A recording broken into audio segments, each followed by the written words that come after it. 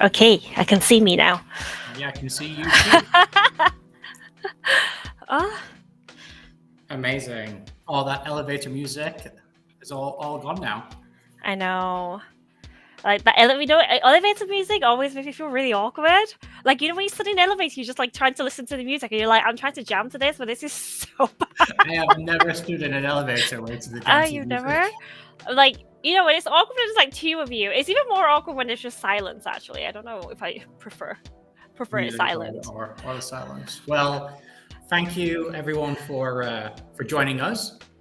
Wait a few minutes for people to join. We've got a few games that we'll play first. Which I've never seen the answers before, so I'm with you guys on that. Yeah, no, definitely. So obviously today we're going to be going through interview strategies and kind of getting success out of all of your interviews. So let's start with a couple of games and comments. I see Mike says, I always make elevator conversations with people. I don't make elevator conversations with people. Obviously, unless I know them. But comment where you guys are from, where you're tuning in. Oh, yes. And any questions that you might have, just let us know. Obviously, play this game. See if there's any comments. Please comment if you know what the game is. Fly balloon. I don't know. No worries. There's Call a bit of of a Duty? delay, obviously, to the stream, so we'll have to wait for people to answer some of these questions. But yeah, what do you think this one is? I think it's Call of Duty. Call of Duty. I have no idea. Balloon car. I don't remember any balloons in Call of Duty. Don't you fly down? No, what? You do. You Is parachute it down. Fortnite? Oh. It is. Well, maybe we'll have to wait till the end. What? Then you just give us the answer, John. Fortnite, is it? Oh well, got some people commenting. So we got Mike tuning in from South Africa, and we've got Matt coming in from San Fran, and got a few guesses. Yes. Lost Cause. Lost Cause is a great game. Yeah. So we'll do the answers at the end. And we've got Sarah tuning in from Stockholm. Oh, wait. Yes, I did think I was like Just Cause. Yes, I was like it's not Lost Cause. I was like it's Just Cause. Made by Avalanche. I've recruited for them actually.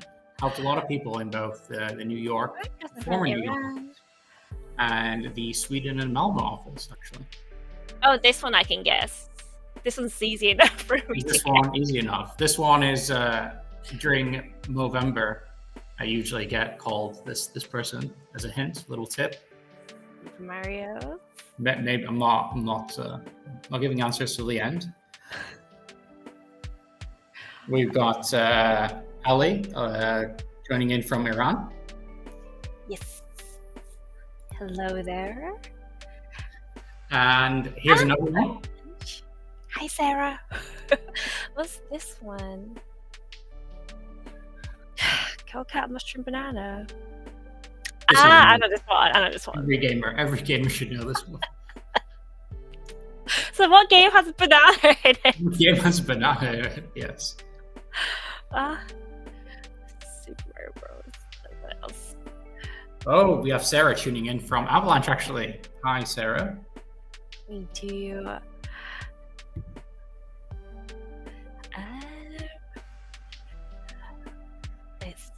And we have Priyank from Toronto as well. We'll move on to the next one. Fiona, you should get this one. This one's a little bit harder than the others. We'll see if anyone guesses this one in the comments. What is that? Raccoon Bridge Dog. Yes, that really famous game called Raccoon Bridge Dog.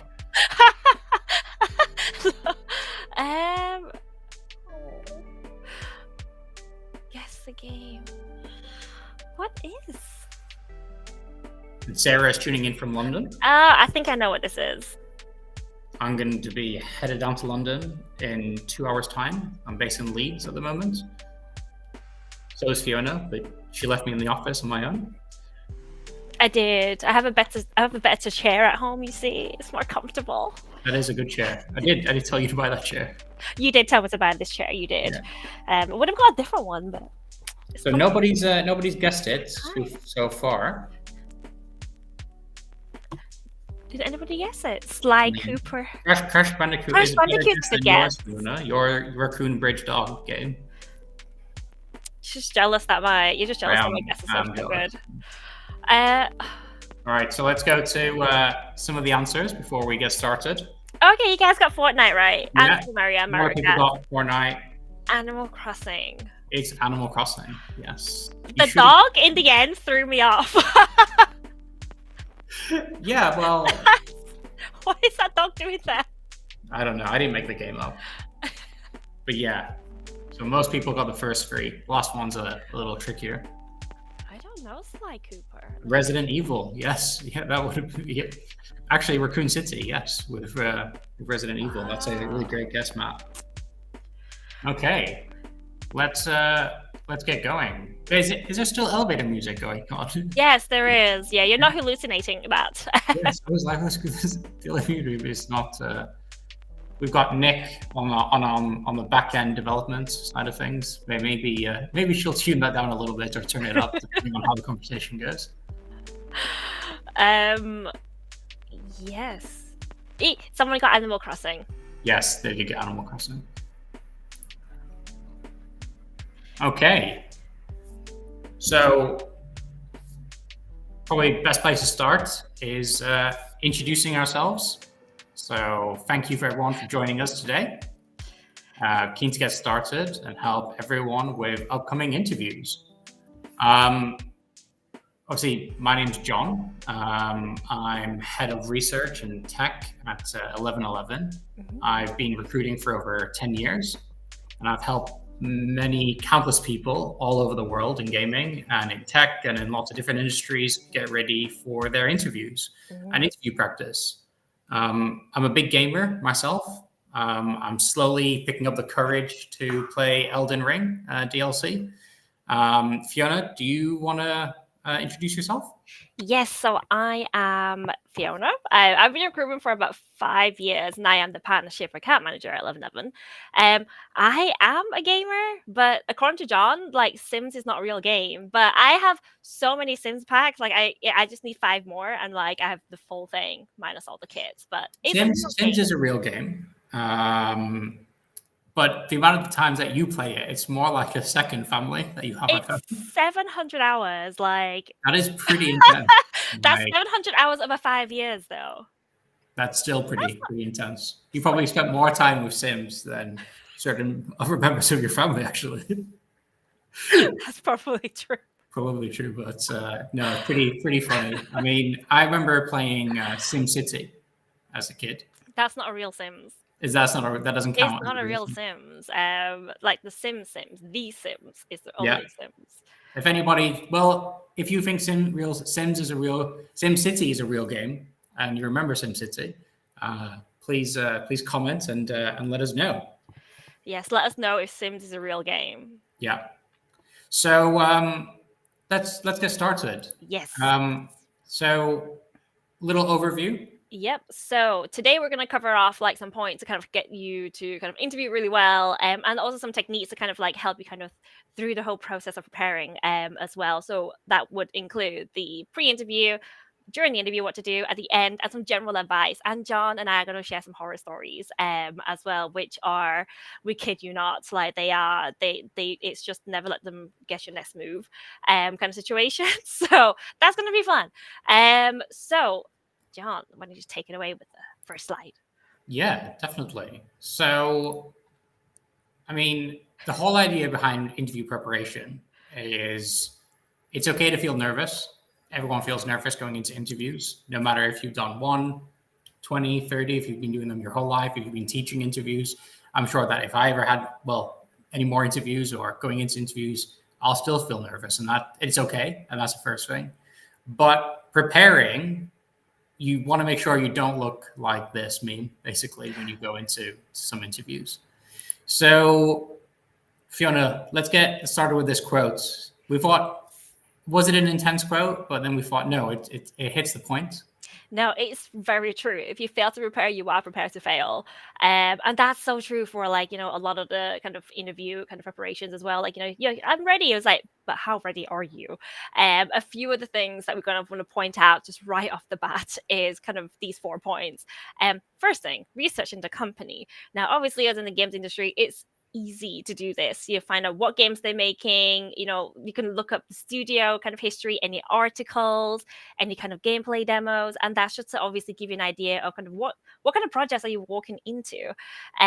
Is the kind of basics of that as well. In terms is there anything else in terms of research of the company, Jon? I think on that end.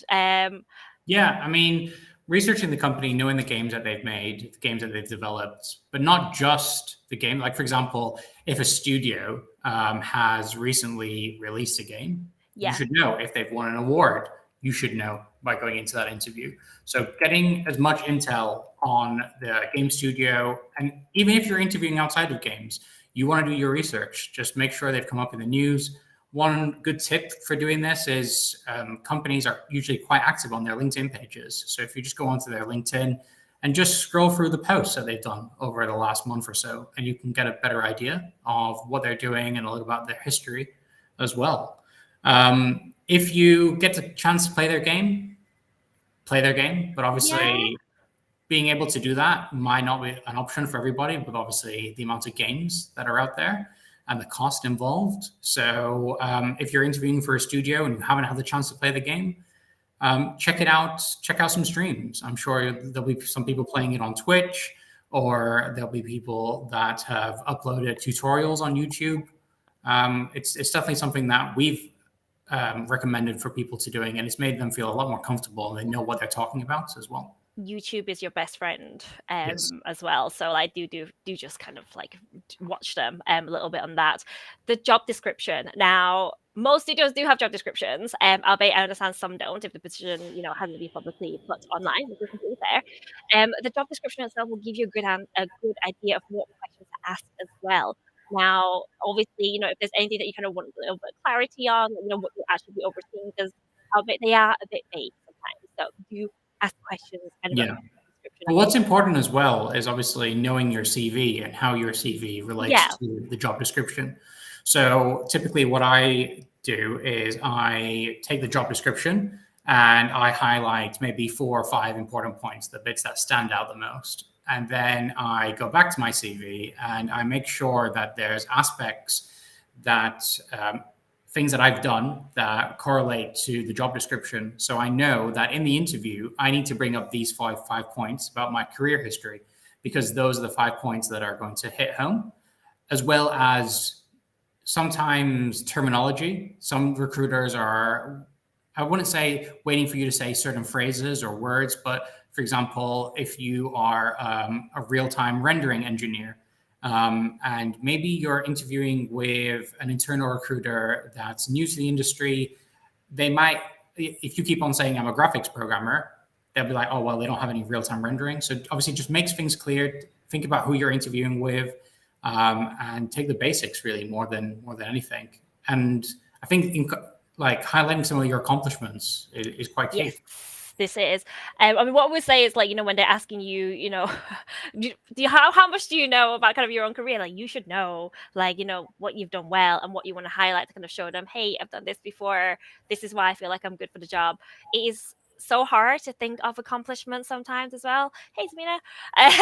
And so that's something to kind of, kind of highlight, and kind of think about before you jump into the meeting, as well. Now, Robin's got actually a really good piece of advice that he's just put on here. Always save a copy of the job vacancy before it gets taken down. So that's super important. And it's the basics of making sure that you're prepared. You don't want to go to an interview, decide to get ready the night before, and then you can't find it. I don't know what I'm going in for. That sometimes can happen. So there's that. speaking to your recruiter, this part is really good to kind of get more information from them as well. How to prepare, what to ask, can you tell me a bit more about the team and things like that. Your recruiter speaks to the hiring manager on a day-to-day basis, so they will be able to help you. Yeah. I know we do this with a lot of developers who, haven't interviewed for a long time as well. Like we kind of like make sure that they have everything that they need to know before they kind of go into the meeting and kind of what Yeah. to expect as well. They can help you, so that's one of the kind of big things that I would recommend you And definitely. it doesn't need to be just a recruiter from 1111, for example. Oh It yeah. could be an internal recruiter, reaching out to them and asking if they have any tips. Who is it that you're talking to? You can then do some research into that person's career history. We'll get onto that and some tips and tricks. But if you know who's interviewing you, have a look at them. Look at what games they've released. If you mention that on the call, and if you're able to put that in, it just shows that you've done that little bit of extra work to make you really stand out. Mm-hmm. And moving on to the next slide. So I don't know if you guys have seen this person. Do you guys know who this person is, or have you guys ever seen this clip before? Has anybody? Yeah, Um, I mean, if anybody knows who it is, obviously, please comment in the chat. yes. But it's this guy. Wasn't he on? He was doing an interview He was online in or a an presentation. interview, like a news interview, and these kids come out of nowhere and they like crawl into the room, and it's absolute chaos. And his partner, who everybody thought was the nanny, like had to come in and drag these kids out. So first of all, when you're getting ready for your interview, no distractions. You lock Yes. those kids away, you lock your dogs away, your cats, so make sure they can't be there to kind of cause chaos in the background. On that end, check your tech. And this is kind of like one of the biggest points that you should do. Like, make sure that everything's working. Make sure like the camera angle is good. Obviously, we can see this guy is wearing a suit, which is great. He might be wearing pajama bottoms. You just never know. Yes. So like make sure that the angle it looks good. Your background is like clear. First impressions do matter. Yeah, Um definitely. I mean, Sarah just said here that it was one of her favorite things from COVID, actually. Which, yeah, I remember. Yeah, thinking about it now, it was live on BBC, which made it oh even gosh. funnier.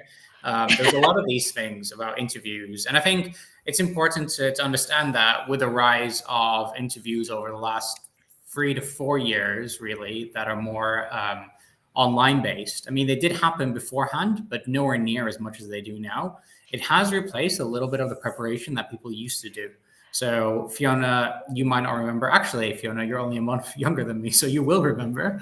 But people used to have to remember to check if their train was going to turn up on time, or am I going to be Yeah. able to find the office, or lots of things that you would have to do that. Typically, especially on a first interview, you don't really need to do as much anymore. It's just being Yeah. present and aware, but making sure that your tech works. Obviously, the second stage interview or on sites, still all of that counts. And obviously, showing up on time or even beforehand is super important. But I would say that first impressions really count, don't they, Fiona?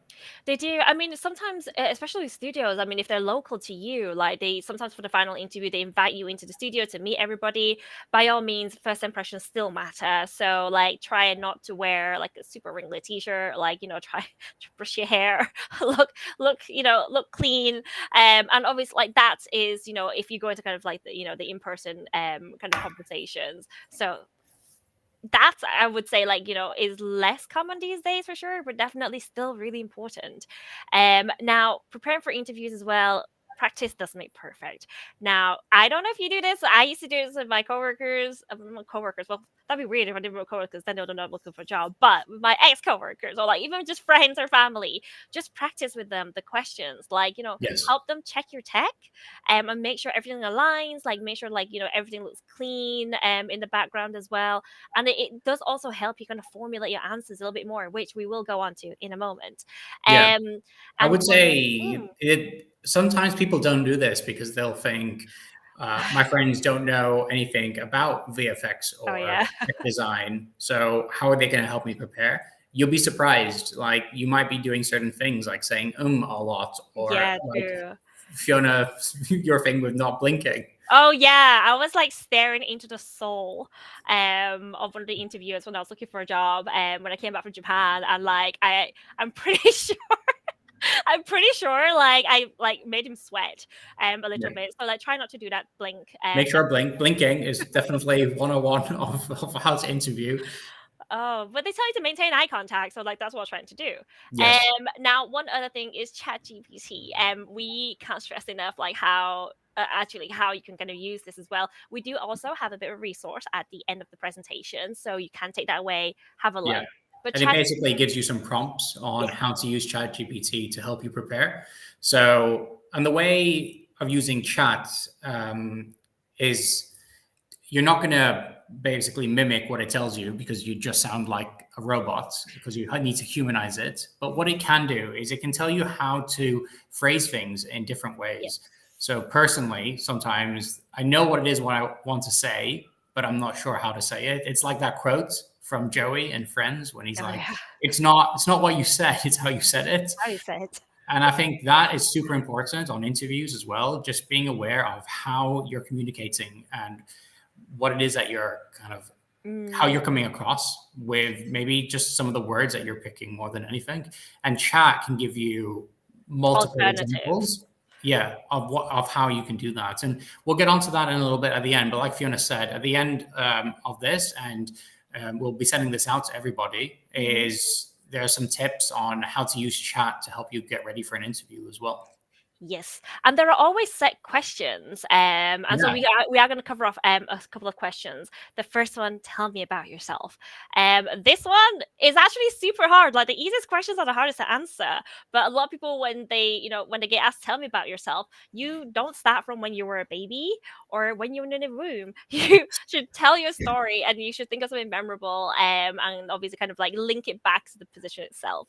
I don't know about you, John. Like, do you feel like nervous when people ask you about this? Like, tell me about yourself. Yeah, so it's a question that I used to really struggle with, but then the more that I practiced, I would feel more confident. And it Yeah. is this question always comes up on any interview that you ever do for any job anywhere. It's usually like it might not be phrased as "tell me about yourself," but it'll be like I like to be like, "Oh, tell me about your so Yeah. what's your story?" And just remember, like you want to tell them everything that is relevant to your role, but at the same time, you want to make it memorable. So, for example, if you let's say you grew up like on a farm, and I am going somewhere with this, by the way, Fiona. But let's say you grew up on a farm and you had like three Back. brothers or sisters, and you only had one console, and you got given that controller that wasn't plugged in, and you used to watch your siblings play games. But what really drew you in was the audio because you used to sit there and used to listen to the game. And then eventually you went to school, you got into music, you did audio design, and then you decided, you know what, I'm going to become an audio programmer or an audio designer. So that straight away for the recruiter, they're going to be like, that's a really cool story. That's like really interesting about how he didn't get to play games. He used to listen to them, and then now he's following his passion to be an audio designer. That is kind of like it's like telling your story. Now, you they're not all going to be as elaborate like that.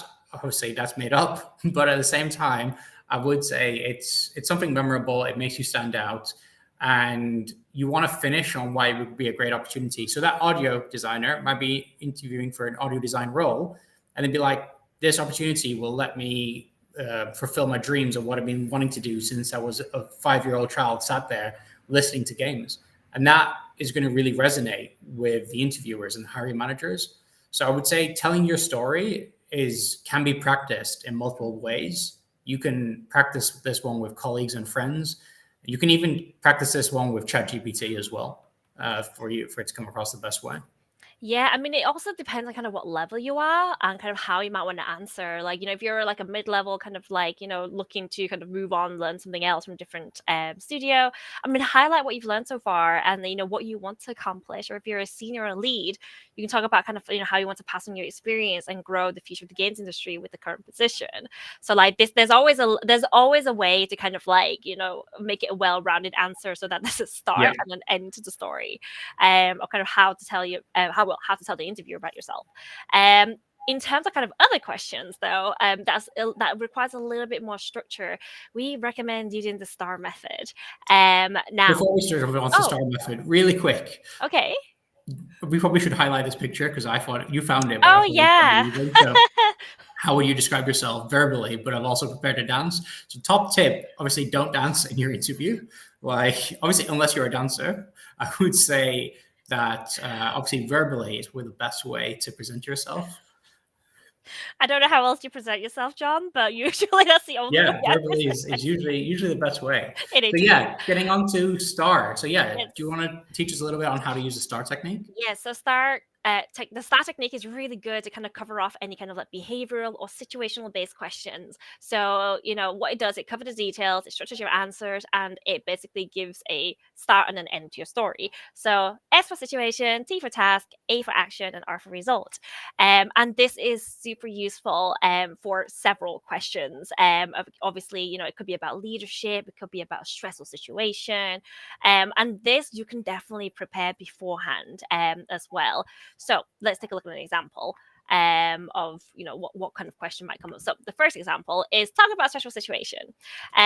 So what you want to do is you kind of want to set a scene. And then the task is tell them what you were trying to do in that moment, and what you ended up doing in terms of kind of fixing the situation when you recognize it, and what was the outcome. Preferably a positive outcome. However, if it's a negative outcome, you could always circle back into what you would have done the next time and take it as a learning Yeah. as well. So, John, do you have But an then again, example? No? sorry, but No, then no. again, but if you have one opportunity to really pitch yourself and sell yourself, and somebody Yeah. asks you about a stressful situation, I would say definitely pick a situation that was stressful that you resolved and there was a positive outcome more than anything, because you really want to use it to highlight your strengths and what you've been able to accomplish. Mm. Sometimes in the moment of the interview, your brain is like, whew, and it's like you need to think of something, and sometimes it just goes the other way. But Yeah. if you prepared, like, like we are suggesting, then a positive outcome situation is probably the best. I don't know. Do you have any examples, John, of how Of a you stressful yeah. situation. I don't know. Let's think. Okay, so you are a producer. You're Yes. working at a game studio, Yes. and you want to set the scene. So we are coming up to a milestone, Yep. and there were main aspects of the game that weren't up to standard, and we were trying. Then you would explain the task. So what we were trying to do is we were trying to get the game to a certain milestone so that we had a playable demo, for example. Hmm. Um, in order to do this, what we did is we decided to get the full team on each of the projects. We had 4 weeks, and there was game. We split it into 4 parts, and we were able to deliver each of the games. Now, I'm not a producer, so I'm guessing that probably wouldn't work. But if you did, and the result was that we were able to come together and work as a team, and I was able to help ship that game and get it out on time due to the resourcefulness and me. And what I did during my process is I was able to allocate certain teams to certain parts of the project so that we were able to get the demo out. So what I've done there is I've set the scene, I've talked about the issue, I've talked about why we did the action and the result and how I was able to influence that result and how I can help basically. So by running through this and always remembering the STAR technique, you're able to deliver a story basically with a positive outcome. Mm. I mean, there's always a reason why they're asking these questions in an interview. I mean, for a stressful situation, it is to make sure just to kind of see how you would handle a situation and not have a meltdown Yeah. when you're under pressure. And that's kind of really what they kind of want to see. How did you handle the situation?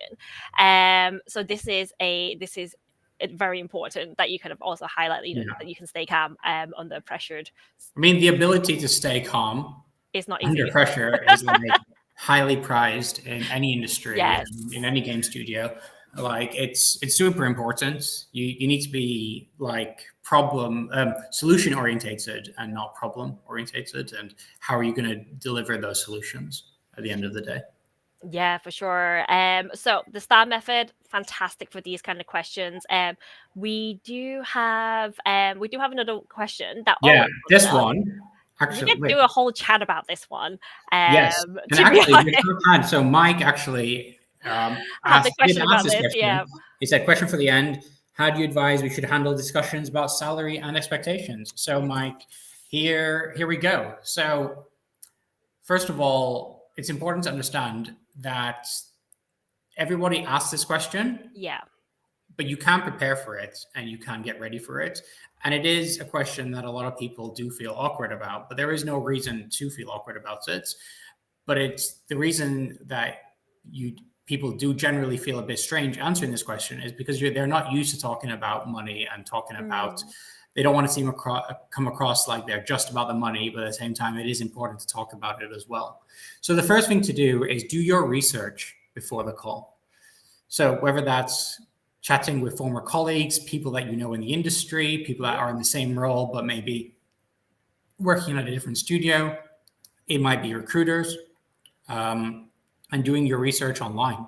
So remember, recruiters, although sometimes we get a bad reputation, we can be your friendly neighborhood recruiter, and we speak to people all the time. So, for example, if there's an animation programmer, if you're an animation programmer and you're based in Guildford in the UK, or if you're based in Toronto and you're looking for a new opportunity, Mm, Fiona speaks to animation programmers day in, day out, all the time. She knows what the average salaries of animation programmers. If you're earning 60K and you're like, Fiona, I'm not sure what I'm earning, yeah. and then you're looking for a new opportunity, she'll be like, actually, this is usually what the going salaries are, but there are other things to take into account. So talking to your recruiters really do help. Mm, We do actually have people that reach out to us. Like I have people that are like, "Hey, I'm looking for an opportunity. Can you help?" And then sometimes I have a role, sometimes I don't. More often than not, I do. But if I don't have a role, I'll be like, "Hey, how can I help you?" And they'll be like, yes. "What salary should I be looking for? I haven't looked for a job for 10 years." And then we're able to offer that advice. So Mm, definitely reach out to the recruiters and see how they can help you. And then yeah. researching online is Mm. important as well, isn't it, Fiona? Yeah, I would say so. I mean, like there are so many websites out there. Like, there's like Glassdoor, there's a couple of other ones, but Glassdoor seems to be like people's favorite to kind of go through.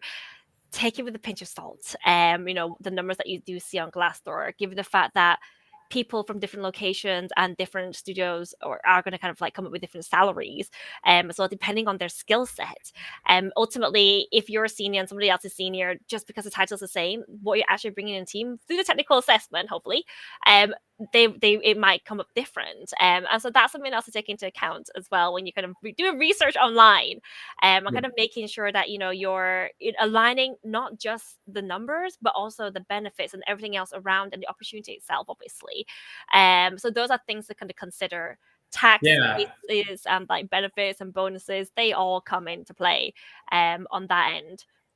No, 100%. I mean, it's super important to take all of that into account. And then when you're talking to a hiring manager about it, I often find that just being honest and open and front about what your expectations are Yeah. is probably the best way. And like we did with the other techniques of answering questions, going through and explaining your logic and your reasoning and the story behind it usually goes a really long way. I would never say, I'm looking for 100K. Okay, cool. That's great. But it sounds a lot better if you say, so I'm earning 85K at the moment. I'm currently working on a 4-day week. This opportunity is 5-day week, which is fine. And I'm okay with that.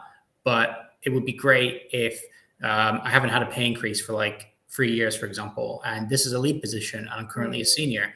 Therefore, I'm looking for around the 100K mark. That type of conversation and it makes you like, oh, reasonable person. It It's makes sense. context that There's you're context giving behind them. it. Context Mm. is key. Yeah, I would say that it's paramount actually when talking about this.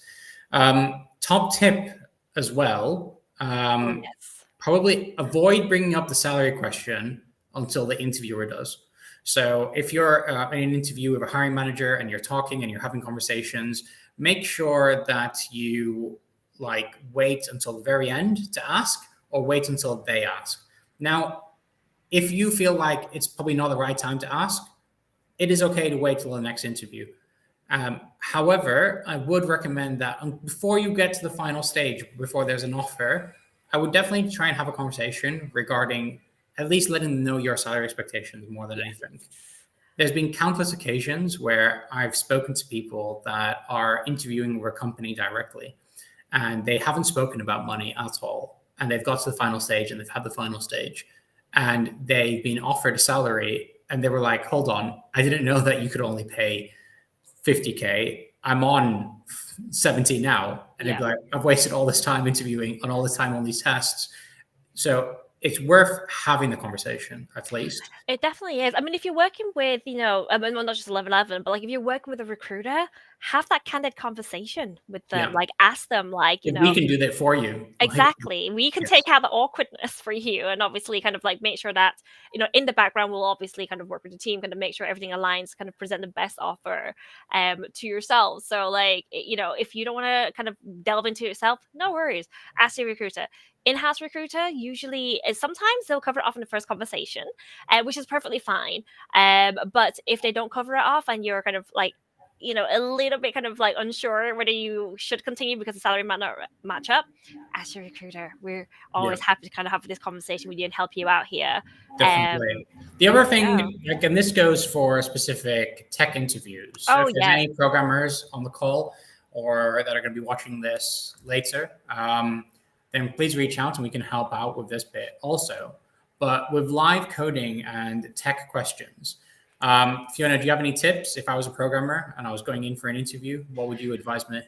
Yes, when you are going into a technical interview, make sure you have the relevant tech downloaded before the interview. We usually, Yes. the studio will usually send this to you to kind of make sure that you are prepared for going into it. Now, in terms of a live coding, kind of setup, what they really want to see is your thought process and kind of, how you're going to approach, an issue and how you're going to present a solution. Ultimately, a lot of us are working fully remotely, which is why they want to see how you communicate. And how much clarity you have in your answers as well. In these situations, in a live coding session, feel free to ask questions before you start, because if you know the parameters, you can answer better as well. So do feel free to ask questions, like, how many players in the game, what are some of the things you need to avoid, and to kind of make sure that the answer is what they're looking for. That's completely fine, to kind of ask them for a bit of clarity. Now, if you kind of go through a live coding test and they start giving you kind of, oh, if it was me, you would do it that way, or there's a better way to. Actually, I can't remember, John, you had a developer that went through something similar. I can't remember which what it was, but I remember you mentioned that they kind of went through Yeah, they went through the coding. They were like, okay, brilliant, you finished your coding test. But you got the right answer. However, you did it in a really difficult way. There's a much easier way of doing it this way.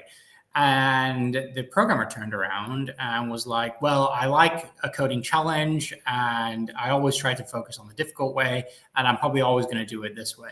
Now, remember, like, they're not just looking for the right answer, but they sometimes they say, hey, did you think about doing it this way? And the reason that they do that is because they want to see how you react to feedback. Like, how do you take feedback? That person didn't take feedback the greatest way. But other people be like, oh, cool, that sounds great. How would you do it? Teach me, show me. And then that opens up a rapport and a conversation. It does, yeah. I mean, it's all like on the live coding test. That's kind of what you would do. Like, for any coding test that you need to take home, read the instructions before you start. Yes, and if it asks you if you want to practice, say yes. Yeah. Say yes. Always say yes. Yes, I would highly recommend doing that. So yeah, that's just a few things for you programmers out there. So your turn, asking the right questions. Yeah. Never walk out of an interview with no questions. Yes, that is. Yeah, if you don't know what to ask, these are some questions that you can write down in front of you. I think one of the things that is super important to have as well is make sure you have a pen and paper in front of you when you're doing an interview. Because you don't want to, if you have a mechanical keyboard, you don't want to be typing on the interview whilst or looking at different screens. I would definitely say have a pen and paper in front of you and make sure that you write questions down, you write their name down so you don't get it wrong. But at the same time, you might have pre-prepared questions. Sometimes they'll answer a lot of the questions and you might not have anything. But some of these questions here, it's very unlikely that they're going to ask you this. And some of these you can still ask. So the first one. So Fiona, I saw before you joined 1111, you worked in Japan. Why did you decide to join 1111 after working in Japan? So that is, so I saw you did X before joining company. Why did you decide to pursue a career here? What this does is it takes the interviewer out of the interviewing mindset and it takes them into their own journey and their own interview, and it takes them back to a time when they were interviewing. And you kind of like get out of this artificial environment of interviews, because at the end of the day, they are fairly artificial.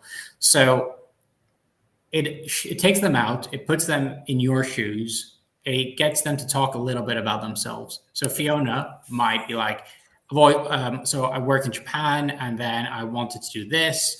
And then what you then do is, if you are able to, it might open up the conversation for it to be fairly fluid, and you talk about your interest in Japan and what it is that you've been doing. Or they decided to move because of this particular reason, because they wanted this growth in their career. And you're like, oh, that's the same reason I'm wanting to do it. It builds rapport, yes. most importantly. Yeah, no, 100%. It builds rapport. And then not only that, but if you remember at the beginning, we said, when you're doing an interview, talk to your recruiter, whether from an agency or internally, about who the hiring manager is. Now, the reason you do that is because then you can go on LinkedIn, you can find that person, and then you can be like, oh, you worked here and you worked on this game. So that's where you can bring this question in. So you can be like, hey, Fiona, I saw that you did this at this. The only reason that you know that is because of it. So the next one here is questions about sales or leadership-based roles. Exactly. So a really strong question is, what does success look like in the first few months of this role? What do you think to this question, Fiona? Now, for this question, basically, it sets the expectation of kind of what it would look like when you envision yourself in this position. Now, if the person says, we expect you to accomplish X, Y, and Z, by this time, you can then kind of refer to, okay, you know what? I did something similar, in my previous position, and you kind of like bring it back to, envisioning yourself in that position and kind of working with the team. This is really good. I mean, it's not only for sales or leadership. It can also apply to, kind of like, junior positions or mid positions, but it is basically, it basically kind of like goes forward and kind of gives them a chance to kind of sit back and say, okay, if you joined us, what do we see you accomplishing? Yeah. So it takes you and it places you in the job, doesn't it? So in their mindset, they're basically putting you in the role already. And by doing that, you're helping secure your role, your position. So another one is, what is the most important skill you're looking for in this role? Usually I would say that this one should be highlighted throughout the interview before it gets to the end. Yes. But if it's not, or you feel like you want to emphasize something in your career that hasn't been brought up, I would definitely bring that up and go through it as well. And then another one here is, what are the next steps? Why would you ask that at the end of an interview? Timeline, asking questions about timeline. What are the next steps will kind of set your expectations. Like, when am I supposed to know what the next step, when the next step would be? A lot of the time they will be able to tell you, okay, we're hoping to kind of wrap it by next week, which is great. Then you know when to follow up. So this question is actually really good because it gives you an expectation. So you're not panicking for like 48 hours, only 2 hours, like, when are they going to get back to me? It does give them, gives yourself comfort into kind of when to expect an answer. So this is actually a really important question to ask. And also, it puts you in the mindset of, hey, okay, my next meeting is a technical, so like I need to do a bit of preparation, brush up on my skills. So that's something that we would definitely recommend you to kind of like, kind of circle back on. So these four kind of area of questions for the interviewer, questions about the position itself, question about the ideal kind of skills that they need, like the timeline. These 4 areas are fantastic questions to ask, even if you ask the same question in like, the three meetings that you have, they're probably different people that you're meeting. So it's completely Yes. okay to kind of reuse these questions. Yeah, no, 100%. And Mhm. there's also another resource. So there's two resources at the end that actually have all of these questions Yes. and more. And it breaks down why you should be asking these questions, and it gives you a little bit more of the logic behind them as Mm. well. And if this phrasing isn't for you, but you get the essence of it, go on to chat. Put this onto chat. Get it to give you a couple more examples. Now Glowing. we've had a couple of questions. So we can have a little bit of that first of all. Obviously, Fiona's in the bright lights at the Yes, moment. I'm in Yeah. heaven. I died halfway through the webinar. No, don't worry, she hasn't died. Everything's all okay. So basically, we've got Sahid with I'm always difficult in explaining my process from start to finish. Ah. So I wonder if you mean specifically regarding like keeping it succinct and giving it a beginning, middle, and end. Mm. I would say practice the question, whether it's specifically about a coding question or a design question. Make sure that you explain, use the STAR technique. So talk about what the situation was, what was a task, how, like, what was a problem, and how you resolved it as well. So if you obviously at the end we'll share all of this. So using the STAR technique would be really great. Mm. Um, so next step, Matt here put next step questions always feel a little bit awkward to me. How to Ah. ask and remove awkwardness. So Mm. I would say there's two parts to this. If you've built up rapport with the interviewer over time and you've practiced the interviews and you brought them into the conversation, it should remove some of that awkwardness. So when you do get to that question, it shouldn't feel as awkward.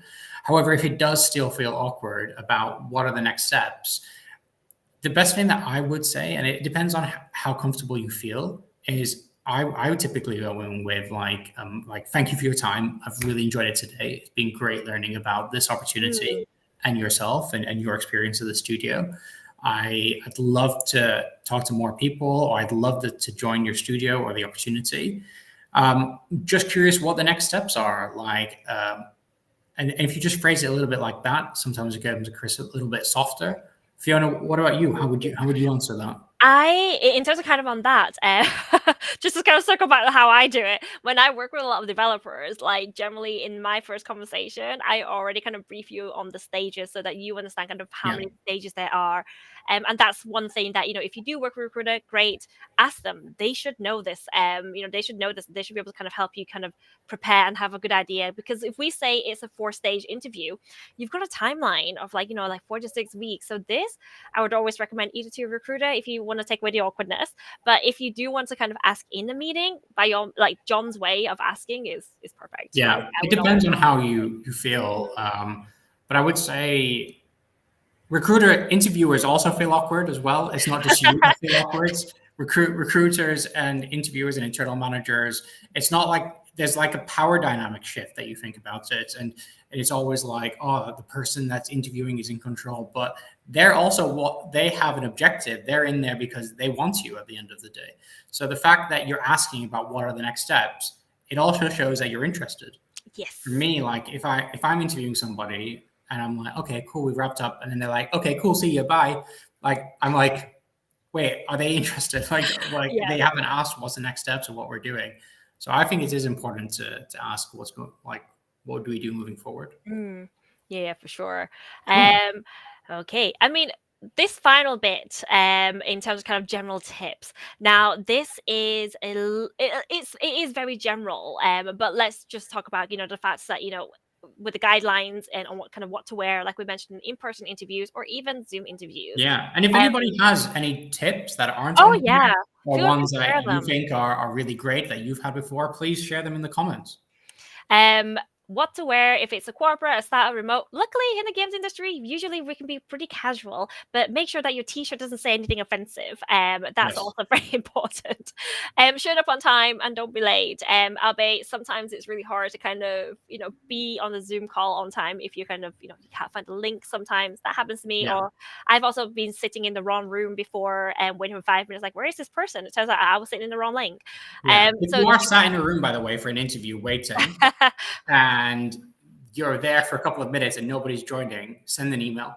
yeah. Like we've had it on multiple occasions where somebody's joined, they've joined the wrong link. That Yeah. we've sent them a link, they've joined a completely different link, and they've sat there and they're like, I sat here for 15 minutes. And I'm like, no, we should have messaged. Don't just sit there in silence. Please get in contact with us Yeah. or getting in contact with the internal recruiter or send an email to the person who set it up. I'm sure they'll get on top of it and fix it straight away.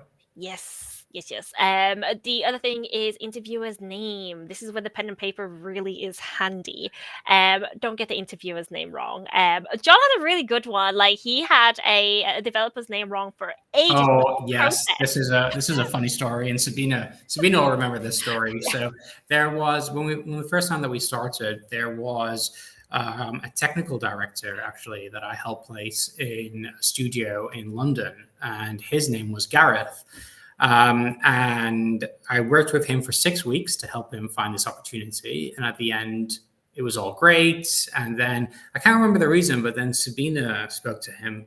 But the problem is, I didn't call him Gareth. He was from Wales, and his name spelt out was Gwareed. And I thought his name's Gwareed.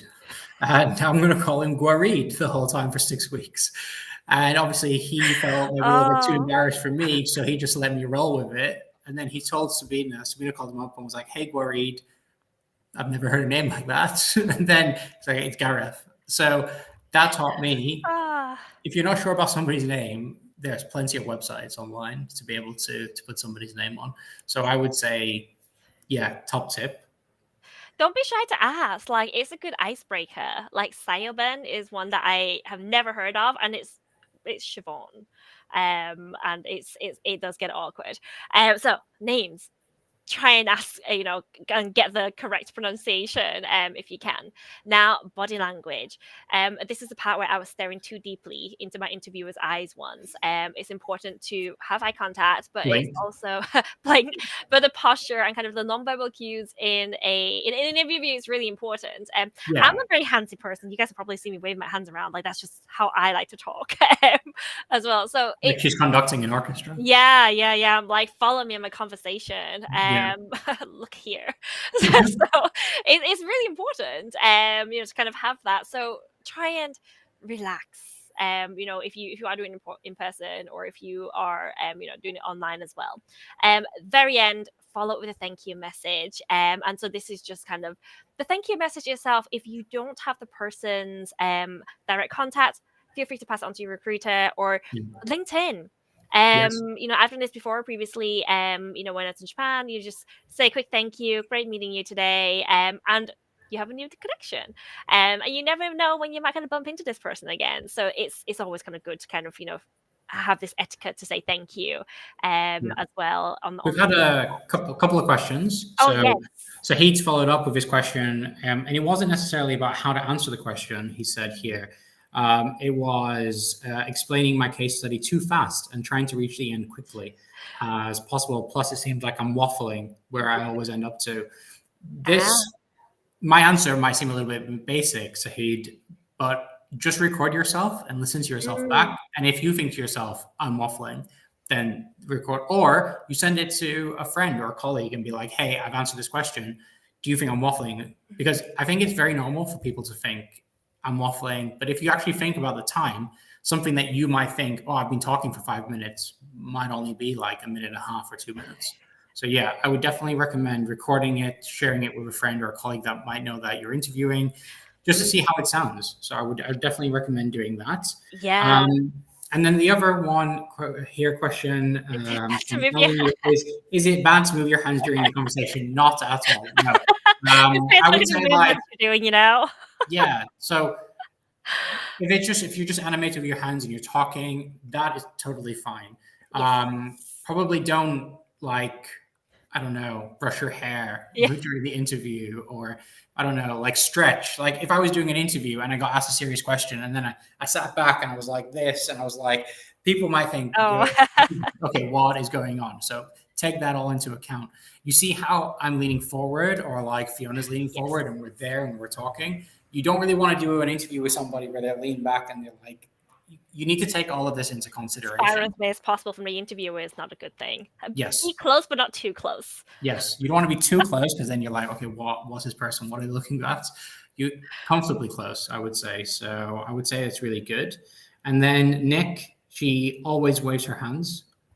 She does. She does. Just like she does. Yes. Yeah, she does. That facts. Yeah. And then Robin, I'm always never sure if my responses are too short or too long and waffly.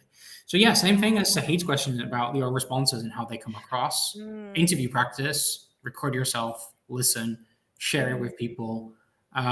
If you listen back to it, and I know it is a little bit cringy when you listen to your own voice. I find that personally. But it is definitely something, just do it. Just listen, like see how long it's going to take.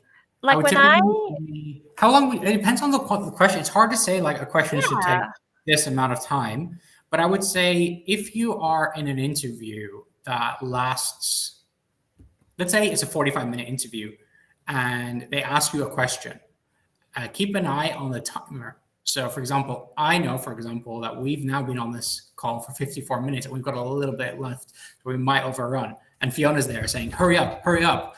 Speak faster, go. Having a good chat, I'm having a good conversation. But record yourself, listen. If it's a 45-minute interview and you spend 20 minutes answering the first question, probably a little too long. I would say generally, depending on what the question is, no shorter than a minute, because, or like, I don't know, 30 seconds to a minute, especially if it's a story. I don't think it's all like, personally, I don't think it's always about time though. It's like, how well did you answer the question? Yeah. I think that's important. That's like the whole kind of, circling back and making sure you've got a start and an end to the question as well.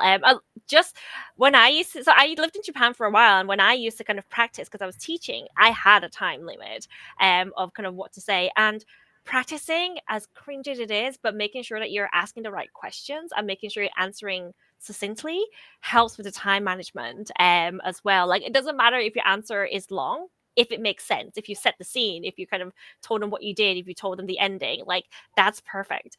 So it's not like too long or too short. It's, was your answer good? Was your answer is super important, but at the same time, don't spend 45 minutes talking about the other person. No matter how good the story is. Yes, definitely make it into a conversation more than. Yes. We'll answer any more questions at the end. Just going to rattle through. So we're obviously going to share the presentation with everybody, but this is just a quick checklist of all the things that we've covered off. So everybody can run through it at their own pace and at their own leisure. And I thought this was interesting. I know this guy's a little controversial. And his quote here about you are not nervous, you are underprepared. So this is all about practice and interview practice and getting ready. So the more that you practice, you probably should feel more prepared. However, the thing I disagree with is that it's okay to feel a little nervous. If you think about it, like there was an article the other day that Taylor Swift actually said that she still feels nervous every time that she goes on stage. And if you think about it, she's touring, like she do 360 days of the year, and so she's been doing it over and over again. Like, if showing that a little nerve is okay, because it shows that you care and you're interested and you want the role as well. So didn't know you were a Swiftie, Jon. Everyone's a Swiftie. I was a Swiftie too at one point when she came out. Cool. So once upon a time. Okay. So this is interesting. We just thought everyone's doing interviews. People are nervous about their interviews. Here's a few things that have happened in interviews over the years that, just so that you know, like, no matter how bad you think it's gone, recruiters have always seen it a lot worse. And internal recruiters and hiring managers. So here's a few tips and a few stories just so that you guys can maybe feel a bit better about your recent interviews as well. I'm And going if to you keep have doing this, heard John. of anything Sorry. yourself, or please comment in the sections as Yes. well. So don't light up a cigarette mid-interview and start smoking Yeah. Or vaping these days. or vaping. Yes. That's a no. That's a no go. This is not like a Godfather, time zone. We can't do that anymore, unfortunately. Yeah, no, definitely. I would say you definitely want to keep cigarettes and vapes out of the equation. I have had people they've just started smoking, and it just seemed it's maybe just it it comes across maybe a little bit too relaxed, I would say. Mm. Um, so the second one here, don't badmouth your current company. Like it's a small industry. Your company might be the reason that you're moving. The culture might be the reason that you're moving. Yes. Your the person, your manager might be the reason you're moving, but you definitely don't want to say that in an interview. You want to kind of mention it, but not in a negative way where you're bad mouthing them. What I mean by bad mouthing is like start swearing about them. Definitely don't swear in any interviews in under any scenarios. But yeah, bad mouthing is definite no no. Don't do your interview at your current studio. So This has uh, happened. this has happened more often than Than you people realize. imagine. Yeah, just do not do your interview at your current studio and have your boss walk in on you. Like it's never an excuse, but now more than ever, especially when people are at home and you can work from home if it is an option. Like obviously take your time and make sure that you're in a place where you feel comfortable in environment. So when they ask, what do you know about the game or what do you know about the studio? To be fair, this has only ever happened once. Yeah. Don't turn around and say, well, I don't know that much. And the only reason I'm here is because you need me more than I need you. Don't say that. Don't use that phrase. No, it It's doesn't never come going to go across down well at well. all. Yes. So I found it's something that, like I said, it's only ever happened once, but it definitely stood out. Um, don't say that you. So how do you contribute to projects, Fiona? I hide in the hammock so my coworkers can't find me. And then I take the credit. Believe it or not, people That was have not me. answered with that before. Yes, in actual interviews, not just with recruiters. So Yeah. it is funny to look back on now. And the hiring manager, we still message each other and we have laughs about it. I say, do you remember that time when that person said that? They were just nervous. Obviously, they didn't do that. They were just trying to make it a little bit more light. They got the job actually in the end because obviously it was a joke, but at the same time, you got to read the room as well. This is a funny one as well, Fiona. Do you remember this one? Yeah, don't put a recruiter in an interview and say my poem was great. Write that down. They probably already write it Write that down. Make sure you made that point. They will Yeah. definitely write that one down, and probably blacklist the person, as well. But that's just something like, why would anyone ever say that? Like, you can just never guess what would happen in an interview. So if you didn't say that, you're already winning. Yes. No, 100%. And then don't ask the hiring manager. So if they could be any animal, what could they be? So Oh, John, you should take this story because this was someone that you worked with, wasn't it? yeah, it was a story. Yeah, I heard the story actually, and I don't know if it's like a myth, but I have heard that A myth. basically, this person was unsure what to ask, so they basically went online Yeah. and they were like, "What are good questions to ask?" And then somebody put this. So at the end of the interview, they went to the hiring manager and they were like, "Any questions? Yeah, if you could be an animal, what would you be?" And they were just like, "What? Strange question. Okay, we'll answer it. We'll roll with it." And then at the end, I think the person was like, "Why did you ask that?" And they're like, I don't know why I asked that. I just got nervous." But being nervous is okay, especially in the games industry. I think most hiring managers would find that funny, but it's probably best not to do. Yeah. So yeah, that was a few things. Obviously, recapping. So pre-interview, what you should be doing before the interview. During the And interview, some techniques on how to answer questions, ending Yeah. the interview, asking the right questions, not about what would you rather, Yes. and how to stand out, and just the general advice as well, and what to look out for. We will have this sent to you, so please, the checklist part, by Yeah. all means, go through that and kind of understand, kind of what to kind of cover Yeah. up. Um, And this is the, mm, let me move on. Where is it? There we go. yes, So we'll send all of this out. So this is a few things that we found online that we thought was really great. So here are 5 interview questions that you can ask to stand out. yep, So this is a guy called Jonathan Javier on Instagram, actually. Great profile, definitely worth checking out. So he's got the I saw you did question. If you look back on this role in a year, what outcomes would you indicate this hire was successful? What's the vision for the team in the next 6 to 12 months? mm, What do you believe is the most important skill? What are the next steps? And then he mm, explains all the reasons for asking them. yes. And then we have The this, ChatGPT prompts. This which you will need to is, take your time. yeah, this one. I'm not going to go through all of it, Mhm. but definitely it's just some prompts on Yes. how to help you prepare and how Mhm. for it to get ready more than anything. Yes. But Q&As, I think we've got some Q&A. questions. We do Yeah, from so if anybody Sarah. does have any questions, please comment. So Sarah had a Please question. let us know. So as somebody who would have to go into a junior role after doing short courses in graduates, will interviewers have different expectation? Yes, I am in heaven again. Yes, they will have slightly different expectations, usually, for like junior to mid-level positions in particular. It is a lot about personality, as well. Obviously, you've done a lot of work during university, but how you kind of carry yourself, Yeah, in the conversation is something that they do look at, in terms of kind of, what you're kind of looking at there, how well you refer back to the work that you've done and find it applicable to kind of what the position is, what the position is, in general. But do you have something different, John, or would you kind of yeah. I recommend mean, I would interviewing? say here. So, Sarah, you said as a junior UI designer, after doing a short course as opposed to graduates. So, I would say it all depends on what you've delivered and what Mm, you've taken in during that short course. So there's some people who can do a 3-year university course and then they might turn out with a portfolio and a piece of work that they've done. Like if you're a UI designer, then you mhm, might have a piece of work that you've analyzed a game, broken down the UI, understand why they've done it, and done your own game. You might have done a short course and you might also have the same experience mhm, as well.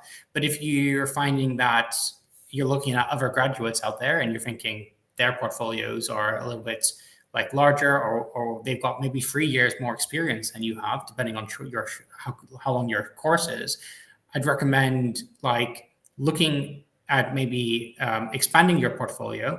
But recruiters will take that into consideration and they should take your experience and what you've done at the same time. But getting into the games industry, especially at a junior level, it mhm, is quite difficult. So when you are mm, comparing yourself to a grad, I would say if you are confident that your portfolio stands at that same level and quality bar, then there shouldn't be a problem whatsoever. mhm. Yeah. So say so. And just a heads up, Sarah, I don't know if you follow it, but every month, actually, so we've just recently done a month, we actually post jobs that are junior and require no industry experience, actually. So if you follow our LinkedIn page, for anybody listening, you'll be able to catch that once a month and apply for roles. It's just something that we do. We don't have any affiliation with those companies, but it's just anything that we can do to help people out. Mhm. Next question from Sarah. Is it inappropriate to follow up with the recruiter after the interview if you feel you failed in answering something? How can you recover from a bad answer once the interview has ended? Hmm. This is an interesting question. Yes. In terms Is of, it, yeah, I mean, let's break it down. So, yes. is it appropriate to follow up with a recruiter after the interview if you failed in answering something? Mhm. Yeah, it's always you can always reach out to a recruiter, like, and you can always talk to them and say, "Oh, actually, I know I answered it like this, but there's also this to take into account." Mm, Um, I don't think there's a problem saying that, especially if it's a first stage interview. If you've had 3 or 4 stage interviews, you should have had plenty of time to give more examples. But I would say I don't think it's inappropriate to do that. I would say if you've answered a question and feel like there's something extra to add, there's not a problem at all, or if there's something that might have come up afterwards. Mm. Recruiters and hiring managers are aware, like I mentioned, that Yes. interviews are artificial. Like if you were like already in the office and somebody asked you a question and you answered it and then you remembered something else, you could just walk over to them and tell them. Yeah. So they've got to take that into consideration. I have had the situation where somebody has done the technical interview and immediately messaged me like, "Oh my God, Fiona, like, I wanted to say this as well." Like, and I basically just shared the answer to the team, and the team was completely fine with it. Yes. Like what, sometimes I think when you're interviewing and your mind goes blank, or like, you feel like you could have done better, if you're working with a recruiter in-house or kind of external as well, feel free to kind of just expand a little bit more. It's like, hey, really sorry, would you be able to share this with the team? And more often than not, they are open to it. So do feel free to kind of follow up with that. I mean, that's in terms of recovering, that would be one of my kind of recommendations, kind of Yeah. bounce How back do you from recover that. from that answer once the interview has ended? Just following up Yeah. and giving the correct answer. I'm sure they all take it into account. It happens from a technical perspective, but it happens from it's not just a technical, but if somebody asks you about how you solve a certain Oh yeah. situation, what I wouldn't do is I wouldn't say in your message, hey, I messed up, because the recruiter might not even know that you messed up. You might feel that you messed up. You might feel that I could have answered that better. So don't ever start with, hey, I've got a better answer. You might just go in with, oh, by the way, I forgot to mention, you asked this question. There's also this to take into account. Yes. That's probably how I would deal with a mistake. I don't highlight the mistake. So yeah, that's my advice on that. If you're interviewing and you have your pen and paper, try and write down the questions they ask, because if not for this interview, in a different interview, the same question might come up. I have a habit of doing that, just so that when you're preparing as well, it just kind of helps you kind of understand, okay, next time this question comes up, this is how I'm going to answer it. Yeah. So that always helps Yeah, as definitely. well. And then Sarah's put here, as a neurodivergent person, being nervous is not necessarily about being underprepared, which I totally appreciate. And that's why I put that picture on, because I was like, it's a cool quote, but I don't believe it 100%. There are times, like you say here, where your mind can just empty itself of any preparation. And I know that happens to me as well. Sometimes when I'm interviewing people, I go off topic and I'm like, how do I get back on topic? So I totally appreciate that, and where your mind can go and can't go. I mean, it's hard to answer like how to get around that, because I don't think there is a way. If it happens, just if you build rapport up with that person, you could just kind of like, I don't want to say specifically laugh about, hey, I've forgotten. That's because that's what I do. I just am like, don't take it that seriously, but it is an interview and it is serious. What I would say is like, try and write things down, so that if you do lose your train of thought, and be prepared, you might have things as pointers that might be able to get you back on track. Yeah, I used to have like sticky notes behind the screen, like right above the camera. Yeah. So like I can just like look up and like I'm still remaining eye contact technically. Yes. And like I'll have a prompt there. Just and make sure your writing is legible, so like you can actually still read what you've written. Yeah. As well. Cool. And then Robin here says, how do you answer gaps in your CV question? So this typically happens in the first interview, when the recruiter is going through your career and talking about different things. So it depends on, like, you want to be honest and open about why there was gaps in your career. So for example, at the moment, there's a lot of people experiencing layoffs in the industry. So if you have been out of work for 3 to 4 months, or even longer, I would mention that, yep, there's a gap on my resume. I was looking for opportunities. I was interviewing with studios, but then flip it into, but at the same time, I was doing this, which could be I was taking an extra course, taking a course, or I was taking care of a family member. Like all of these bits, like life happens. All recruiters and all hiring managers know that life does happen, and it is okay. Don't answer it with, what were you doing? us playing League of Legends all week or less Even if it's true. even Often. if it's true, yeah, I would definitely not say that in an interview. Like, you want to find a way for it to come across the best way possible, and presenting yourself. Now, I'm not saying elaborate lies. I'm sure that people do more than just play League or Sims. Yeah, talk about how you were interviewing, how you've been looking for roles, and how you've been keeping your skills up to date. So that's would be how I'd ask that question. And then we got a last one here from Robin saying, should you expect to be asked any different questions when applying for a company you've previously worked for? Oh, this is interesting. So yeah, questions. So it depends on how long ago, but if I was interviewing somebody and they had previously worked at the company and I probably wasn't there at the time, I would probably have a conversation about, why did you leave? Why did you decide to move? So I would prepare the answer for that, because if you're interviewing for somewhere that you worked before, I can guarantee you they will ask you. If they don't, it's going to be a bit weird. So they'll definitely ask you that question. And when answering it, you want to make sure that you come across the best way possible and explain to them you might have moved because of career progression, Yeah. and you worked on another project. Or, for example, in gaming, you might have moved because you might have wrapped up a game and you decided to work on another game. You might have moved because the other company was using on new tech that your company wasn't using. So there's a multitude of different ways, but I would say you definitely need to expect that question.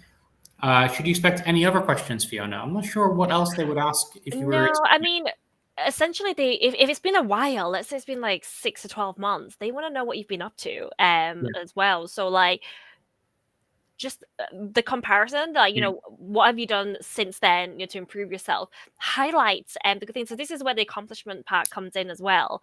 Highlight the accomplishments that you've had whilst you've been away and how you feel like they would yeah, benefit to join back now. yeah. And And kind of if you're wanting to go back, this mm, is super important and it's a completely different topic. But when you do let a company know that you're leaving, you want to leave it in a good way. You yes, want to leave the door open in case you have to return.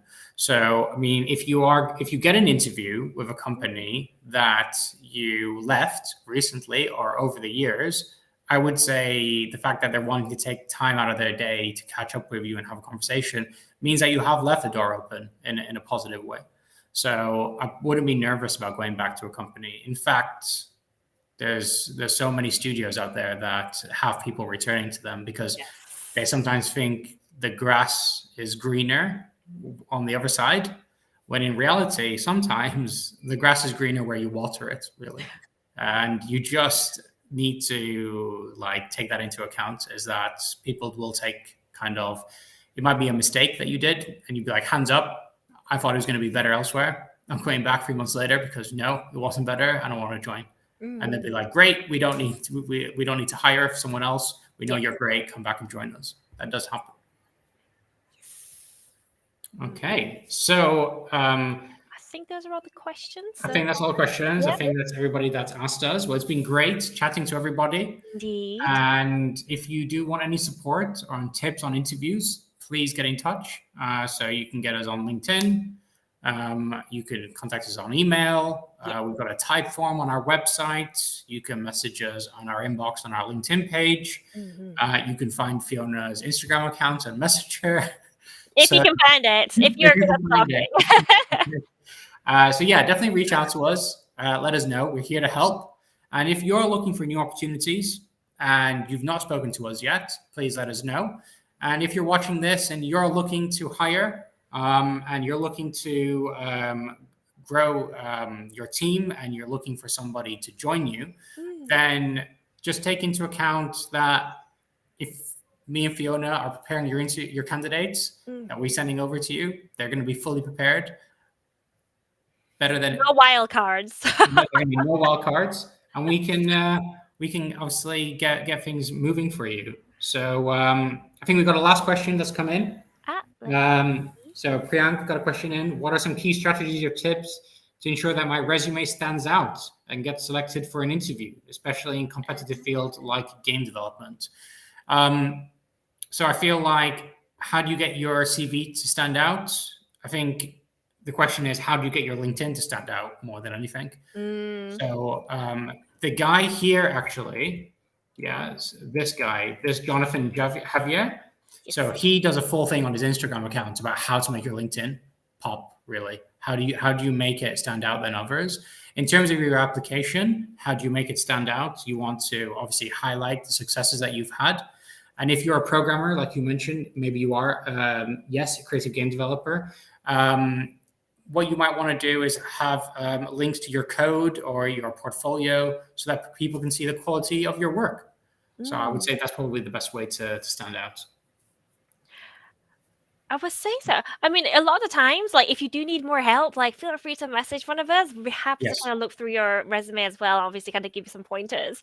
Like we right now, I also kind of shared this a few weeks ago as well on LinkedIn. We are helping developers like yourself, kind of review resumes, portfolios, kind of help wherever we can. So drop us a message, and we'll be happy to hop on a quick 10-minute call with you, or even just kind of just email you back if you're busy, and just kind of give you a bit of a tip on how to kind of edit it. Amazing. That sounds great. Well, it's been great chatting to everybody. It's been great talking, and looking forward to catching up with you guys. Yes, thank you so much for having us. See you. Bye. Bye.